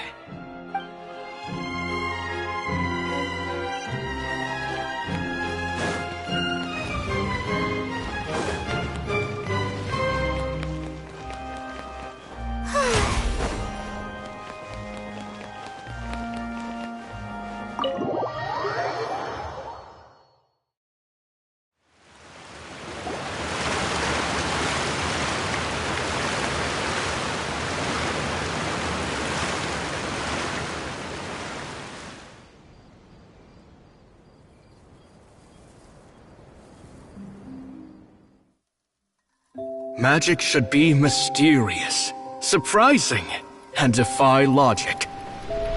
Magic is hard work. Every single movement has to be practiced thousands of times. It's alright. We're used to that.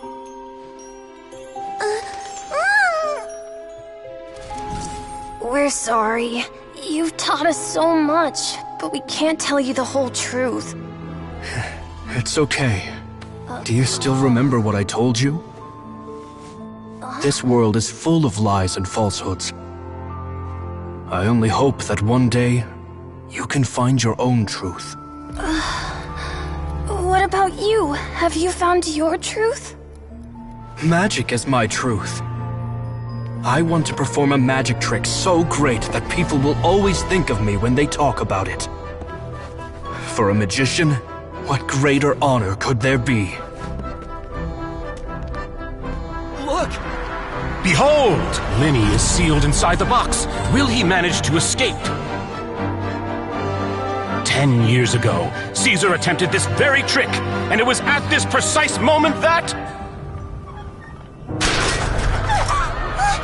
Lyney! Watch out!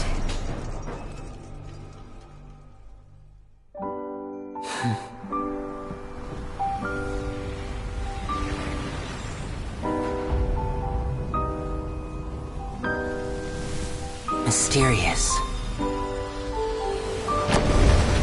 Surprising.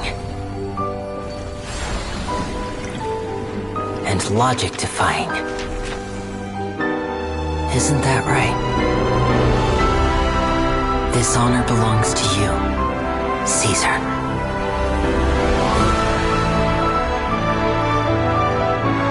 I'm just sorry it's a little late.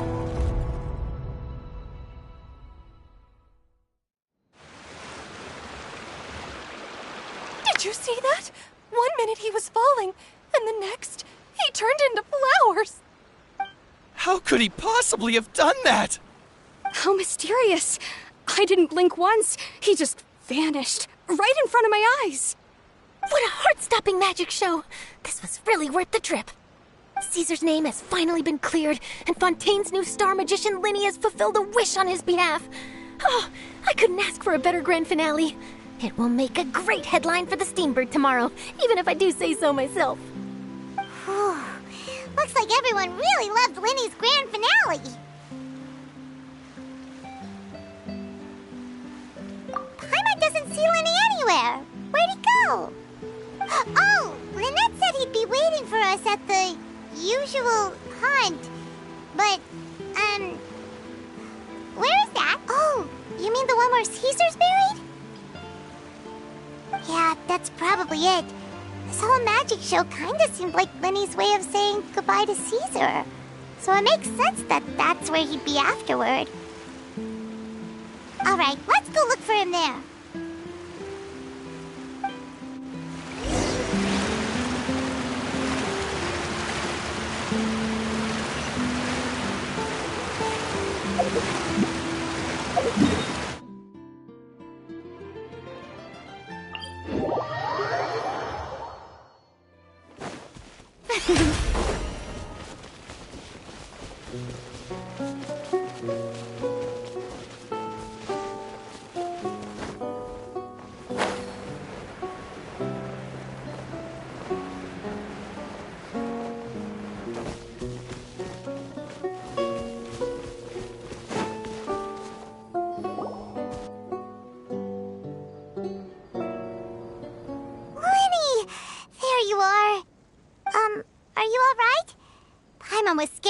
off when the chain broke, Paimon was sure something had gone horribly wrong. Magic is a performance art. A magician has to get creative to keep the audience on tenterhooks. That's our job. So I tweaked Caesar's original setup a little to keep it fresh. I was honestly a little nervous during the live performance. The thought of falling, suddenly feeling weightless, seeing the sky and the ground spinning and spinning. Sometimes, I can't help but wonder what Caesar thought in those final moments. Did he regret taking Gemma and Lorenzo on? Or did he believe that it was his own slip-up right until the end? You know, Paimon's been wanting to ask you about something ever since we were in Caesar's workshop. You learned magic from Caesar once, didn't you? When was that? After I joined the House of the Hearth. To be honest, Lynette and I had an agenda when we approached him. I told you about my past before, remember? As a young boy, I survived by secretly learning magic from street performers. I'd watch their tricks and try to figure out how they were done. But I quickly realized that observation alone could only get me so far. What I saw was the polished final performance, but the rigorous training they put in behind the scenes remained invisible to me. I needed to learn how to improve my sleight of hand, hone my misdirection skills, and make niftier props. We were gifted enough that we'd made some progress by ourselves, but without proper guidance from a professional magician, we quickly plateaued. So that's why you sought Caesar out? Yes. We figured there was no harm in asking, but it took us by surprise that he was so willing to teach us. In all, we only spent 10 short days together, but he was very good to us. By contrast, we hid so many things from him. For instance, when he asked why I wanted to learn magic, I answered, "It's my passion." But in truth, there was already a lot more to the story by then. After being taken in by an aristocrat for our magic talent, then betrayed soon after, this was no longer about me doing what I loved. What amazed me was how the lie escaped my lips even as I was hesitating over whether to tell him the truth. Trust is a beautiful thing. Sadly, I'd forgotten how to trust by then. Lyney. Still worried about the way I feel? You really are a gentle soul, aren't you? But don't worry, I'm used to it now. From the mansions of the elite to the House of the Hearth, lies and selfishness have followed me and Lynette everywhere we go. After Caesar went on tour, we became busy with our missions. The next we heard of him was that he'd fallen to his death, and was now declared to be the Phantom Weasel. That night, I remembered his smile. But as I lay there, I didn't know what to say to him. To keep secrets is to put up walls. The longer you keep them up, the less you let people in. Then, one day, you look around and realize your life is like an empty auditorium after a show, full of seats once occupied by all the people who left. But I guess that's the price we have to pay. You only realize how much someone really meant to you when you lose them completely. That's why I was so confident this would hurt Gemma. Because I felt it for myself. Yeah, cheer up, Lyney.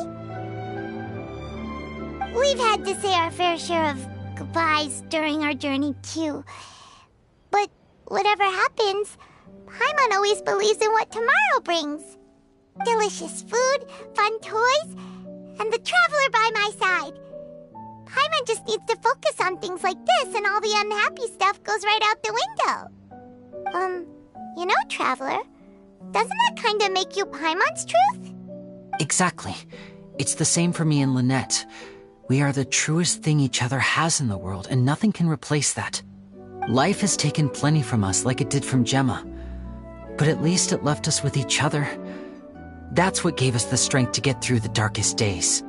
That's why the darkness never consumed me and why it never will. Maybe we live in the shadows too, but we remember every precious ray of light that shines through. All right, time to lighten this conversation up a little. What did you think of the show tonight? Were you happy with it? It was amazing! Paimon just wishes we hadn't been so distracted with the Gemma situation. We spent most of our time in the Opera House just talking and pretty much missed the entire first half of the show. Lyney, could you do just one more trick for us? Whoa, that's a bit of a tall order, I'm afraid. The show's just finished, so my sleeves are decidedly card-free right now. Aw, come on! Surely you can think of something. The Lyney Paimon knows can do anything if he puts his mind to it. Oh, all right then. I'll give it a go, but only because it's you. Watch closely. I have a flower in my hand.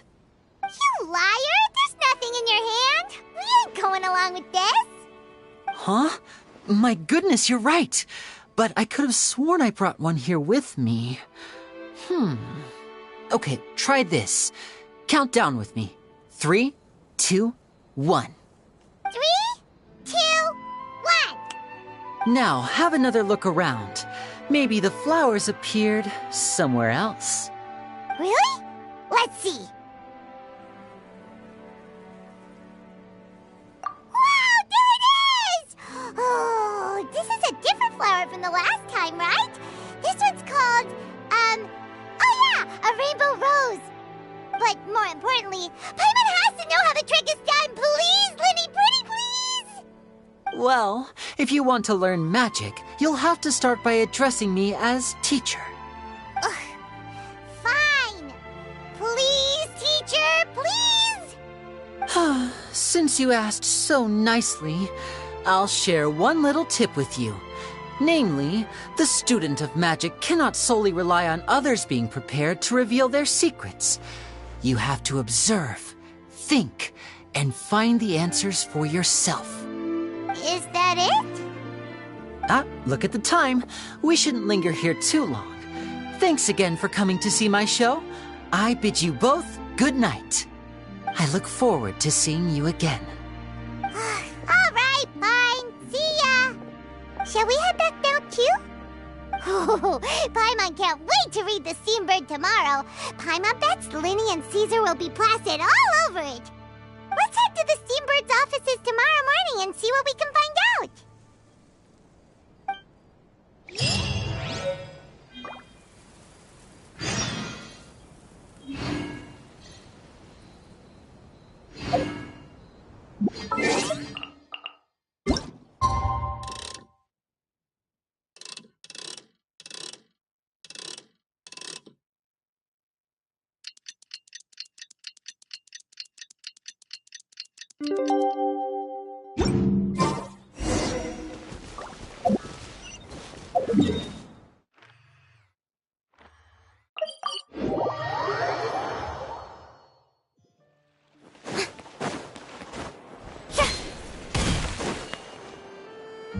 I'm very sorry, Charlotte, but my sister and I are quite busy today. I'm afraid we'll have to decline this interview. Oh, please, Lyney, I'll only take a moment of your time, if you would be so kind. Huh? What's happening here? I spent all night writing my piece about the Phantom Weasel, and it was going to go to print this morning. But just as dawn broke, I suddenly received news that Caesar's fiancée, Gemma, had contacted the guards and confessed to having been the real Phantom Weasel all along. That was quick.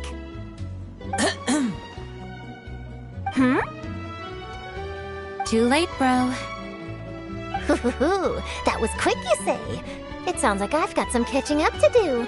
Please, fill me in. Whoops. Aha! My instincts did not lead me astray. You do have something to hide. Gemma turning herself in must have something to do with Lyney's performance last night. Maybe watching my high-altitude escape trick reminded her of a better time with Caesar, and she could no longer ignore the voice of her conscience. Okay then. Wait, no, there must be more to it. If that's all it took for her to have a change of heart, how did it take her 10 whole years? Well...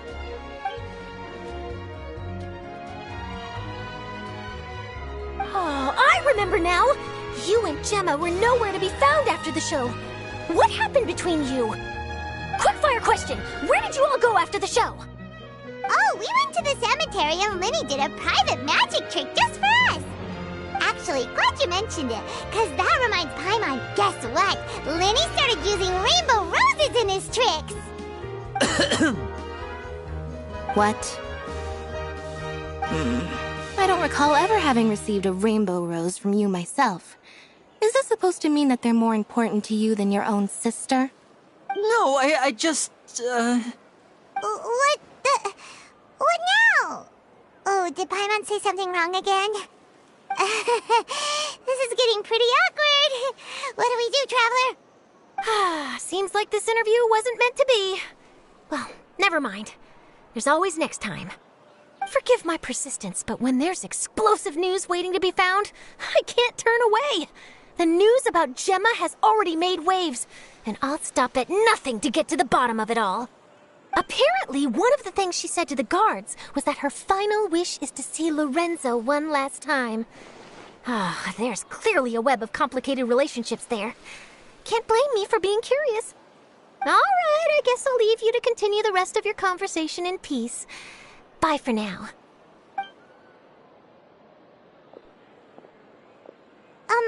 Lynette? Paimon didn't mean to... Don't worry, I wasn't angry. I was just trying to distract her. Oh, really? Oh, thank goodness. You scared Paimon there. Phew. You and me both, Paimon. You and me both. At least it did the job, right? Please, take good care of that rainbow rose. I'd be really upset if you lost it.